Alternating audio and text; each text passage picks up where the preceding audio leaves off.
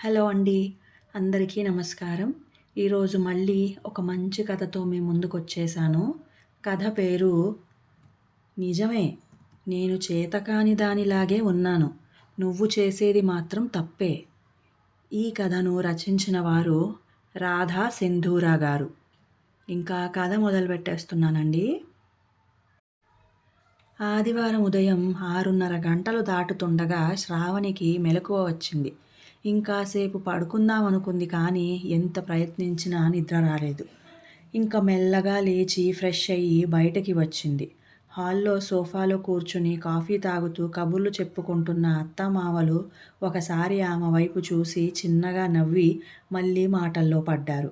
6:30 కాదు 9:30 దాటాక లేచినా వాళ్ళ రియాక్షన్ అదే ఉంటుందని తెలుసు శ్రావణికి. వంటింట్లోకి వచ్చి చూస్తే అమర్ పెసరట్లు వేస్తూ కనిపించాడు. హాట్ ప్యాక్లో పెసరట్టు వేయడానికి ఇటు తిరిగిన అతను శ్రావణిని చూస్తూనే చిరునవ్వుతో గుడ్ మార్నింగ్, కాఫీ అని అన్నాడు. అవునన్నట్లు తలూపింది శ్రావణి.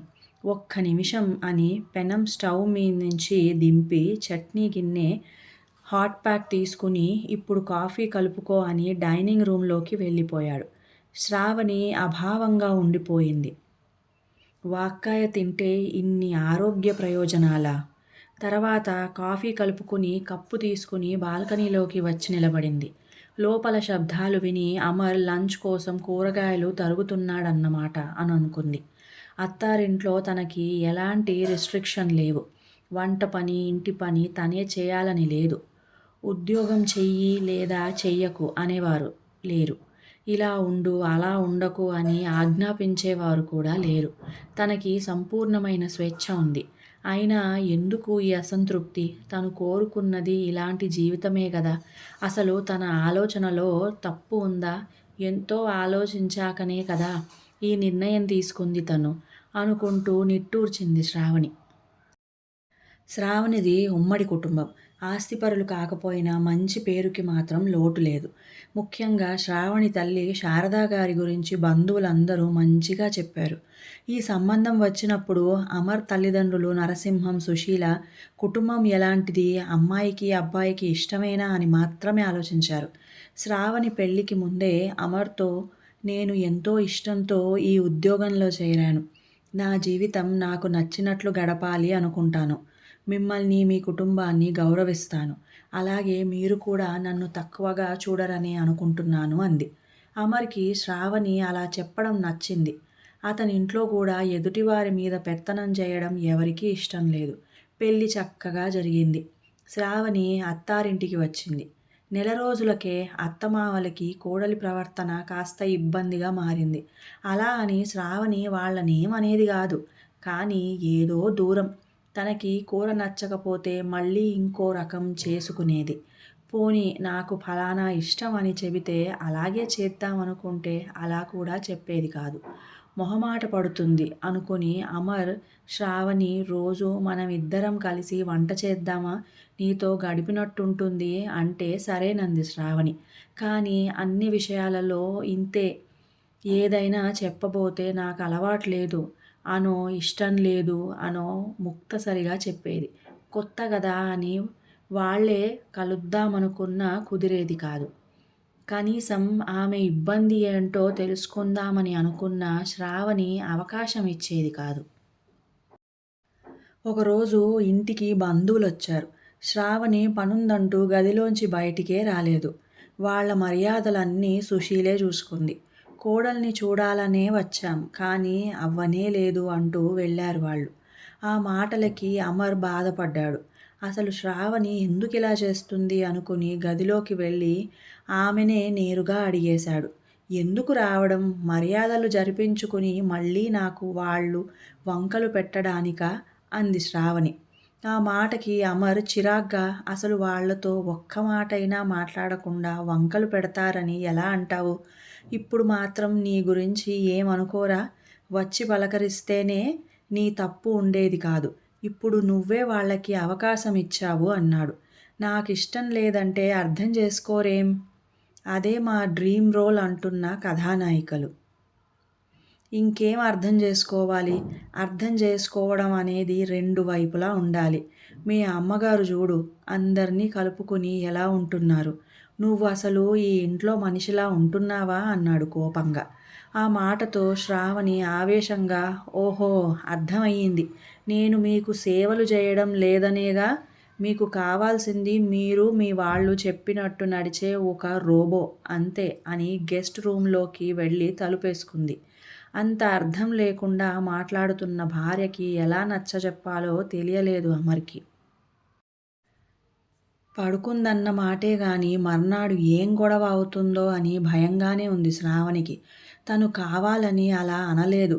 అమర్ అలా అనుకునే మనిషి కాదని తెలుసు. కానీ అతన్ని గెలవనివ్వకూడదని ఆవేశంలో అలా అనేసింది. కానీ మర్నాడు ఎవరూ ఏం అనలేదు. కానీ అప్పట్నుంచి తనేం చేసినా, ఎలా ఉన్నా పట్టించుకోవడం లేదు.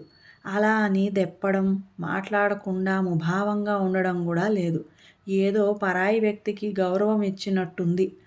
అడిగితే చెప్తారు లేదా లేదు. అప్పట్నుంచే శ్రావణికి ఈ బాధ.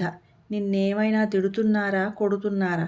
వాళ్ళు నోరు మూసుకుని ఉంటే నీకేం బాధ అంటారు ఎవరికైనా చెప్పినా అనుకుంది శ్రావణి. పెళ్ళైన 3 నెలల తర్వాత ఇంటికి వచ్చిన తల్లిని చూడగానే చిన్న పిల్లలా అయిపోయింది శ్రావణి. ఏంటమ్మా ఈ సర్ప్రైజ్ అంటూ తల్లిని చుట్టుకుపోయింది. ఈ ఊర్లో పెళ్ళికి వచ్చాన్రా. నీ మీద బెంగతో ఒకసారి చూసిపోదామని వచ్చాను అంది శారద. ఆవిడ వచ్చిన 2 రోజుల్లోనే ఆ ఇంట్లో అత్తామామలు శ్రావణి అంటి ముట్టనట్టు ఉంటున్నారని అర్థమయింది. పైగా అమర్ కూడా శ్రావణికి చనువుగా ఏం చెప్పలేకపోతున్నాడు. మర్నాడు సాయంత్రం తెలిసిన వాళ్ళ ఇంట్లో ఫంక్షన్ ఉంటే అమర్, అతని తల్లిదండ్రులు వెళ్ళారు. అమర్ తల్లి సుశీల శ్రావణి తల్లిని పిలిచింది కానీ నీరసంగా ఉందని రాలేనంది. తనని పిలిచిన సుశీల కోడల్ని పిలవకపోవడం చిత్రంగా అనిపించింది శారదకి. వాళ్ళు వెళ్ళాక ఆవిడ శ్రావణితో నువ్వు కూడా వెళ్ళాల్సింది. మీ ఆయన బాధపడతారు అని అంది. హా అంత లేదులే. అలా ఏం అనుకోరు అంది శ్రావణి. ఏమ్మా అలా అంటావు? మనసులో ఏదైనా బాధ ఉంటే నాకు చెప్పు తల్లి అంది శారద. ఆ మాటతో శ్రావణి జరిగిందంతా చెప్పింది. అంతా విన్నాక శారద నువ్వెంతో తెలివైన దానివనుకున్నాను. నీకు నచ్చినట్లు ఉండటం అంటే ఒంటి పిల్లి రాకాసిలా ఉండటమా? ఈ పాడు ఆలోచన నీకెలా వచ్చిందే అంది కాస్త కోపంగా. నిన్ను చూసే వచ్చింది అంది శ్రావణి గట్టిగా. ఆ మాటకి శారద ఆశ్చర్యంగా చూస్తూ ఉండిపోయింది. అవును, చిన్నతనం నుంచి చూస్తూనే పెరిగాను నిన్ను. ఒక్కరోజైనా నీకు నచ్చినట్లు ఉన్నావా? తిండి, బట్ట, మాట, చివరికి పిల్లల విషయంలో కూడా నీకు నీ అభిప్రాయానికి విలువలేదు. పిన్ని కాస్త మొండితనంగా ఉంది కనుక తను హ్యాపీగా ఉంది. అత్త కూడా గట్టిగా నిలబడి అత్తారింట్లో తన మాట నెగ్గించుకునేది. కానీ నువ్వేం చేశావు? అర్ధరాత్రుళ్ళు వంటింట్లో కూర్చుని ఏడ్చావు. అలాంటి బతుకు నాకొద్దు అనుకునే నా ఇష్టాలు నావే అని ముందే అమర్కి చెప్పాను అంది. తనని చూసే కూతురు ఇలా ఆలోచనలు చేస్తోందని ఆవిడ ఊహకి కూడా అందలేదు. నిజమే, నేను చేతగాని దానిలాగే ఉన్నాను. అది రైట్ అని చెప్పను. కానీ నువ్వు చేసేది మాత్రం ఖచ్చితంగా తప్పే అంది. శ్రావణికి కోపంగా చూసింది. కోపం కాదు, ఆలోచించు. నీ ఇష్టాల్ని, అభిప్రాయాల్ని ఇంకొకరు గౌరవించాలి అని నువ్వు అనుకుంటున్నట్టే అవతలి వాళ్ళు కూడా అనుకుంటారు. నా పరిస్థితులు వేరు, నీ పరిస్థితులు వేరు. పిడుక్కి బియ్యానికి ఒకే మంత్రం కాదు. నేను మాట్లాడకుండా తప్పు చేస్తే నువ్వు వాళ్ళని మాట్లాడనివ్వకుండా చేసి తప్పు చేస్తున్నావు. దారిలో అడ్డంకులు ఉంటాయి అన్న భయంతో అసలు అడుగే వేయకుండా ఆగిపోతున్నావు. దీనివల్ల నీకే కాదు, నీ భర్తకు, అత్తమామలకు ఎవరికీ సంతోషం ఉండదు. మీ బంధంలో బలం ఉండదు. ఒక్కసారి వాళ్ళు నీ అత్తమామలని, ఇది నీ అత్తిల్లని కాకుండా ఇది నా ఇల్లు, వాళ్ళు నా భర్తకు జన్మనిచ్చిన వారు, నాకు తల్లిదండ్రులతో సమానం, వాళ్ళని నేనే చూసుకోవాలి. పరస్పర ప్రేమాభిమానాలతో మా ఇల్లు నవ్వుల నావల ముందుకు సాగాలి. ఇందుకు ప్రధాన బాధ్యత నాదే అనుకుని ఆలోచించి చూడు అంది. శ్రావణి మౌనంగా గదిలోకి వెళ్ళిపోయింది. కూతురు ఆలోచించుకోవడానికి, తప్పు తెలుసుకోవడానికి కొంత సమయం అవసరమని శారద కూడా కదిలించలేదు. ఆ రోజు సాయంత్రం అత్తమామలు అమర్ ఫంక్షన్ నుంచి వచ్చాక శ్రావణి సంకోచంగా అత్తయ్యగారు కొంచెం కాఫీ ఇవ్వనా అనంది. ఆ మాటలకు సుశీల ముఖం చేటంత అయింది.